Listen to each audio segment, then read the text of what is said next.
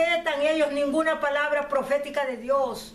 No respetan ellos nada de la palabra. Ellos viven como quieren, hacen lo que quieren. Y el mundo entero queda viendo. El mundo entero está pendiente de lo que está sucediendo. Y personas están afligidas hoy mismo. Personas están angustiadas, creyendo que ya el anticristo ya está ahorita mismo ya. Ciertamente que ya está, pero está en su país, no está para el mundo entero. Pero este hombre que ellos han levantado ha sido por desprecio al Señor Jesucristo, y lo han levantado porque ellos saben que el Mesías viene y va a establecer su reino en Jerusalén, y el Señor Jesucristo no necesita de su templo que ustedes están haciendo, porque Él mismo traerá, dice, la nueva Jerusalén del cielo. Él no necesita templos hechos de manos de hombres. La gente le llama templo a un lugar, y podría ser cierto y podría ser que no, porque en esos lugares se hace de todo malo. Entonces no son templos, porque un templo debe ser sagradísimo. Son locales nomás. Y la gente le llama iglesia a un muro que contiene 4 paredes. Cuando la iglesia es un cuerpo viviente, gente viva, gente llena del Espíritu de Dios. Esa es la iglesia del Señor. No personas que están todas sentadas en un lugar, que muchos de ellos hasta satánicos son. Muchos de ellos son desobedientes. No puede ser la iglesia de Dios esa gente. Y menos 4 paredes empolvadas. El primer pacto Dios lo hizo a Abraham. Con Abraham lo llamó amigo. El Señor Jesucristo, cuando venga para pelear a favor de este pueblo que lo desprecia, dice que le enseñará las marcas de los clavos. Y ellos le van a preguntar, ¿quién te hizo eso? Y él dice que les va a contestar, en la casa de mis amigos. No lo llama hermanos, no lo llama mi descendencia, no lo llama nada, porque él sabe que lo desprecian. Y todavía diplomáticamente les dice, mis amigos. Es por eso pues cuando nosotros miramos el pacto hecho, Abraham amaba al Señor, Abraham amaba a Dios, Abraham era sincero, no era hipócrita, Abraham era temeroso de Dios, Abraham era humilde, sencillo, no era arrogante ni soberbio. Y de ahí venimos todos nosotros, las tribus. De ahí venimos nosotros de Noé. De ahí venimos nosotros de esa descendencia. Aunque estamos esparcidos en el mundo, pero nosotros somos ese pueblo hebreo que estamos esparcidos en el mundo. Me da mucha tristeza saber lo que está pasando. Y me da mucha tristeza saber de que estos hombres no pueden entender, no pueden analizar el gran daño que se están haciendo. ¿Por qué? Porque Dios va a tomar cuidado de todo eso y está tomando cuidado de lo que están haciendo.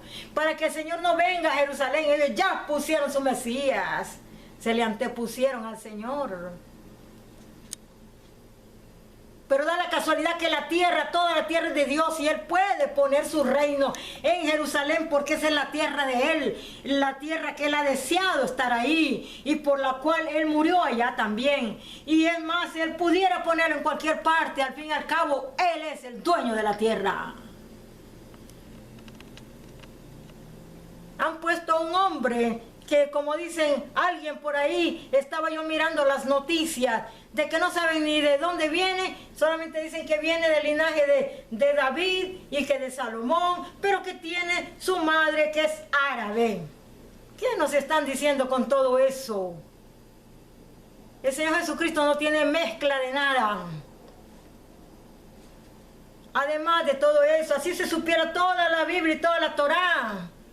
De todas maneras, están mal delante de Dios poniendo a un hombre que no es el hombre indicado. Y si sería el anticristo, porque se hace llamar Mesías, que sería un antimesías, entonces estaríamos diciendo que Él es el hombre de pecado, que Él es el hombre, el anticristo, que Él es el hombre, la bestia despreciable, como dice la palabra. Aquí hay un juego de cosas que están pasando.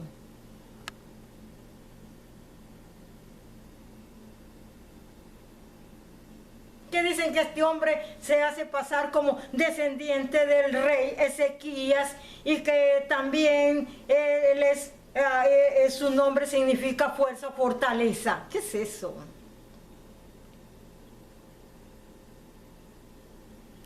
Vamos a la siguiente escritura que dice 7:22 de Hebreos. Por tanto, Jesús es hecho fiador de un mejor pacto. Y los otros sacerdotes llegaron a ser muchos, debido a que por la muerte no podían continuar, ¿ve? Porque son humanos, se mueren. Pero el Cristo de la gloria resucitó y nunca muere porque Él es Dios. Mas este, por cuanto permanece para siempre, tiene un sacerdocio inmutable, por lo cual puede también salvar perpetuamente. Puede salvar, porque Él no viene de pecado. Este hombre, este llamado Mesías, ¿de dónde viene? ¿Del cielo? No. Tiene pecado, tiene naturaleza de pecado. Nació del pecado de Adán y Eva. No puede ser, no puede representar a nadie. A los que por Él se acercan a Dios, viviendo siempre para interceder por ellos. Porque tal sumo sacerdote nos convenía, santo, inocente, sin mancha, apartado de los pecadores y hecho más sublime que los cielos, que no tiene necesidad cada día, como aquellos sumos sacerdotes, de ofrecer primero sacrificios por sus propios pecados y luego por los del pueblo, porque esto lo hizo una vez para siempre, ofreciéndose a sí mismo, porque la ley constituye sumos sacerdotes a débiles hombres, pero la palabra del juramento posterior a la ley, al Hijo hecho perfecto para siempre, posterior a la ley, porque Él es, ¿cómo se llama? Él ya era Dios, Él ya era Jesucristo, pero preexistente, cuando se presentaba como ángel de Jehová. Por eso dice que pre a la ley, por eso está diciendo eso. Luego dice 8:8 de Hebreos, dice, porque respondiéndoles, dice, he aquí vienen días, dice el Señor, en que estableceré con la casa de Israel y la casa de Judá un nuevo pacto. Este es el nuevo pacto de hoy, pacto de gracia, pacto de salvación, de redención, ya no por machos cabríos, por la sangre del Cordero. No como el pacto que hice con sus padres, el día que los tomé de la mano para sacarlos de la tierra de Egipto. Habla de otra vez de Moisés, de la descendencia. Porque ellos no permanecieron en mi pacto, lo violaron, lo traspasaron, hicieron lo que quisieron, no lo vivieron. Y yo me desentendí de ellos, dice el Señor, por lo cual este es el pacto que haré con la casa de Israel. Después de aquellos días, dice el Señor, ¿de cuáles días? Después de los días de Moisés hasta nuestros días. Dice, pondré mis leyes en la mente de ellos y sobre sus corazones escribiré y seré a ellos por Dios y ellos me serán a mí por pueblo. Dios va a poner la ley de Dios en sus corazones, en su mente, para que así, a través de esto, no tengan por qué tener siempre, ¿cómo le puedo decir? Ayos, porque la misma palabra será su ayo dentro de su mente y de su corazón. Ninguno enseñará a su prójimo, ni ninguno a su hermano, diciendo, conoce al Señor, porque todos me conocerán, desde el menor hasta el mayor de ellos, porque seré propicio a sus injusticias, y nunca más me acordaré de sus pecados y de sus iniquidades. Al decir nuevo pacto, ha dado por viejo el primero, y lo que se da por viejo y se envejece, está próximo a desaparecer.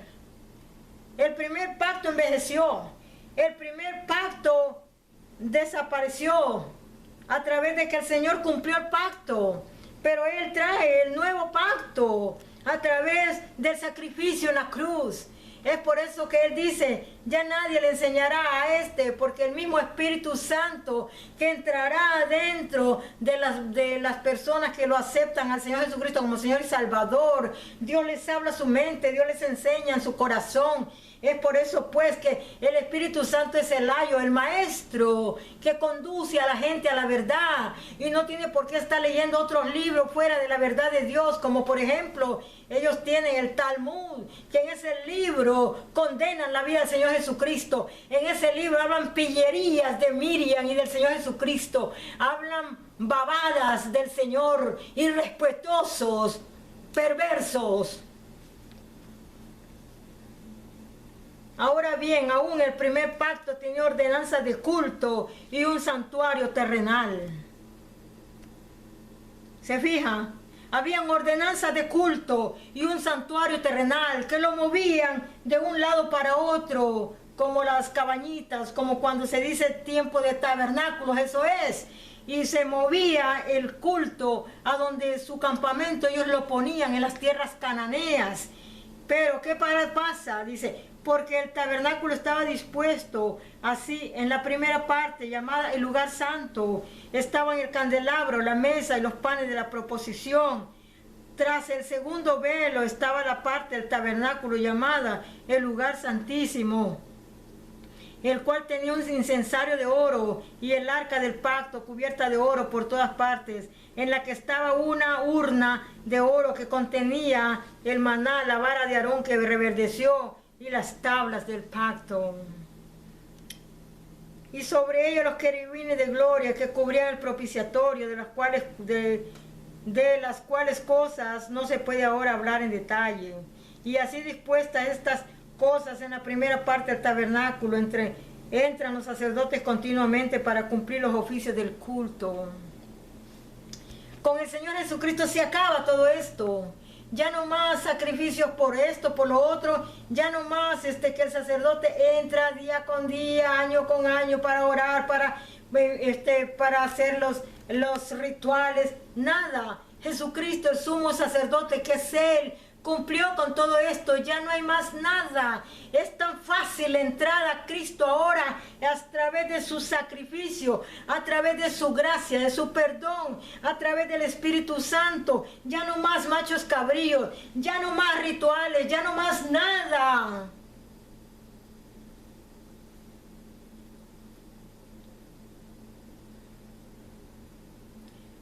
Pero en la segunda parte, solo el sumo sacerdote, una vez al año, no sin sangre, la cual ofrece por sí mismo y por los pecados de la ignorancia del pueblo, dando el Espíritu Santo a entender con esto que aún no se había manifestado el camino al lugar santísimo, entre tanto que la primera parte del tabernáculo estuviese en pie.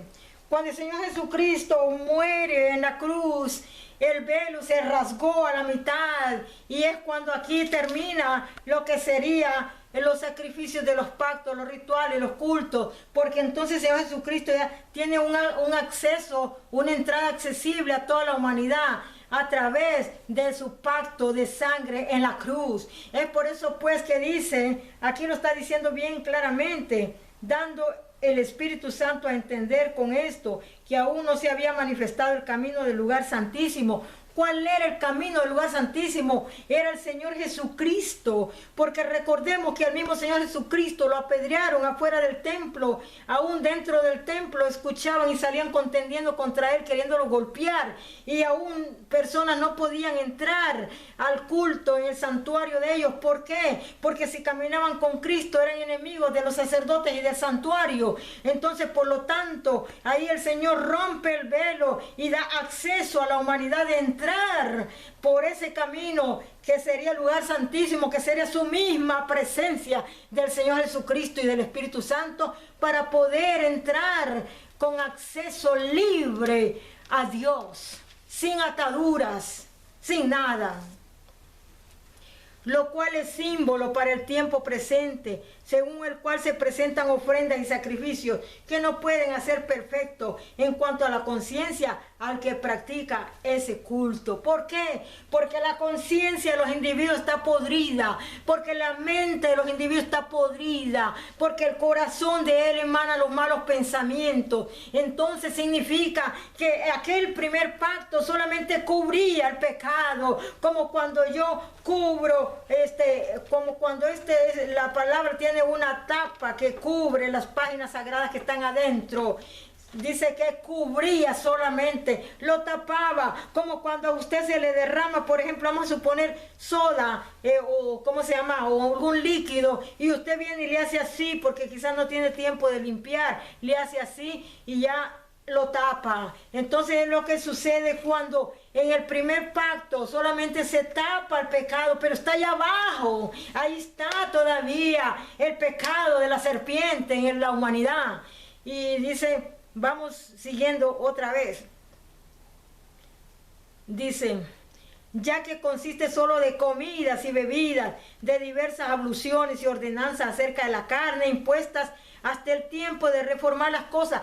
¿Cuándo era el tiempo de reformar las cosas? Porque ellos vivían en su carne, en su humanidad. No podían cambiar, no podían tener esa presencia del Espíritu Santo. Porque si no viene primero el Señor a la cruz, no hay presencia del Espíritu Santo. Excepciones de la regla en aquellos que en el ayer le creían a Dios, el Padre. Y que aunque no estaba Jesucristo presente como el Salvador que fue a la cruz, sino como la preexistencia del ángel de Jehová, pero creían en Dios, y por cuanto eran temerosos de Dios, tenían la presencia del Espíritu Santo, como cuando el rey David danzaba en el Espíritu. Dice, pero estando ya presente Cristo, sumo sacerdote de los bienes venideros, por el más amplio y más perfecto tabernáculo, no hecho de manos, es decir, no de esta creación. Dice, y no por sangre de machos cabríos ni de becerros, sino por su propia sangre entró una vez para siempre en el lugar santísimo, habiendo obtenido eterna redención. Él entró en el lugar santísimo porque Él pactó en aquel momento. Cuando Él entra al lugar santísimo es porque ya está establecido. El segundo pacto se va a establecer, mejor dicho, porque Él todavía no ha ido a la cruz para sellar con su sangre el siguiente pacto. Y como dice aquí la palabra de Dios, que dice que tenía que haber una reforma. ¿Cuál era esta reforma? El pacto de la gracia de Dios en la cruz del Calvario. Es por eso que estos hombres nunca han podido entender nada, porque no tienen nada en sus corazones. Lo único que tienen es una mente torcida, vacía, y unos pensamientos que no encajan con la vida de Dios, que no encajan con el Espíritu Santo, porque la vida de Dios es diferente, la vida del Espíritu es diferente. En la vida del Espíritu no hay esas tontas contiendas, no hay esos odios hacia su Creador, nada, porque el mismo Señor llena el espíritu de la persona y hace afable el corazón para amar a Dios y respetarlo.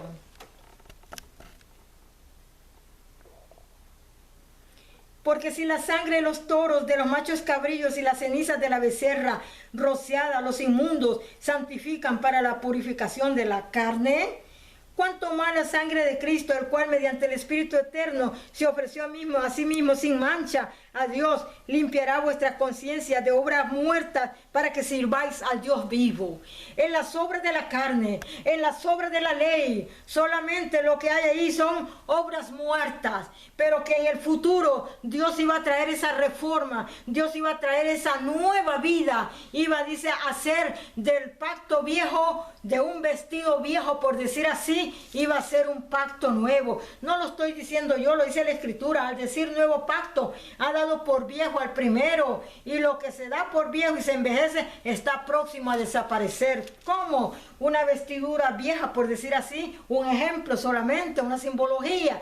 Pero ¿qué quiere decir esto? Que todo lo que en el ayer se hizo, aquellos rituales por tapar el pecado, por cubrir el pecado, por ser grato delante de Dios, todo eso al final no se pudo cumplir, porque el ser humano es egoísta, es hipócrita, y aparte de eso no sabe entender que Dios le ama y que debería, a pesar de todo eso, rendirse a Él, y aún estando en esa carne que no podía quitarse el pecado para siempre, aún tener una limpia conciencia. Sí se podía, lo hizo el rey David, lo hicieron todos los demás, ¿Por qué entonces no lo podrían hacer todos los demás? Moisés lo hizo. Moisés no tenía, por decir así, esta nueva gracia, por decir así, la gracia del nuevo pacto en el Nuevo Testamento. Todos ellos no tenían esto. Enoc subió a la presencia de Dios. Dios se lo llevó como el primer rapto que existió en la tierra. Y sin embargo, no podemos decir que ellos eran humanos, pero ellos eran temerosos de Dios. Es lo que le falta a los individuos de cualquier religión del mundo, ser temerosos de Dios. Y en eso, y cuando dice la palabra de Dios que cuando una persona es temerosa de Dios, Dios lo escucha, Dios lo ayuda, Dios lo protege, pero sálgase de toda esa inmundicia también.